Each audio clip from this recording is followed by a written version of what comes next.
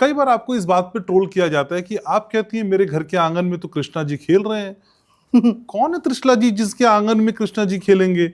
गजब ट्रोलिंग होती है आपकी इस बात पे।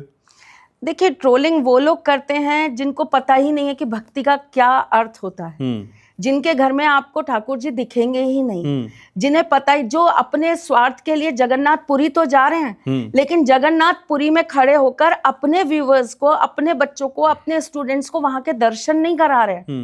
जगन्नाथपुरी में अंदर के दर्शन नहीं होते, मानती हूँ, वहां तक कैमरा नहीं जाता, लेकिन बाहर से खड़े होकर तो आप दर्शन करा सकते हैं, आप लोगों को आशीर्वाद तो दिखा सकते हैं, आप वहां खड़े होकर कम से कम उनके बिहाफ पर प्रार्थना तो कर सकते हैं। आप वहां खड़े होकर भी दूसरों को पिंच कर रहे हैं, दूसरे की बुराई कर रहे हैं, दूसरे की नेगेटिव चीजें बता रहे हैं, जबकि आपको पता ही नहीं है।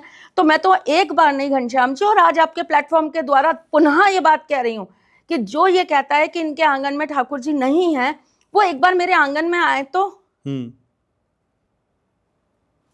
जब तक आपको ये पता नहीं था कि बिहारी जी के मंदिर में बिहारी जी हैं और बिहारी जी की क्या शक्ति है, तब तक कितने लोग जाते थे वहां। हाँ। जाके ही पता लगा ना। तो जो ट्रोल कर रहे हैं, मैं उनसे दिल से, सच्चे दिल से कह रही हूँ, मैं आप मुझे बहुत अच्छे से जान गए होंगे, समझ गए होंगे, नहीं तो आप और पॉडकास्टर्स से जो दिन रात मेरे साथ रहते हैं उनसे भी पूछ लीजिए। मैं ना बहुत लंबी दुश्मनी नहीं पाल पाती, मेरे मन में बहुत ज्यादा देर तक किसी के लिए कुछ रहता नहीं। अगर मेरा दुश्मन भी पीड़ा में होगा और मेरे को लगेगा कि नहीं, मुझे इंसानियत के नाते पहले इसका साथ निभाना है, फिर दुश्मनी निभानी है, तो मैं पहले साथ निभाऊंगी, फिर उसके बाद दुश्मनी। हाँ। है ना।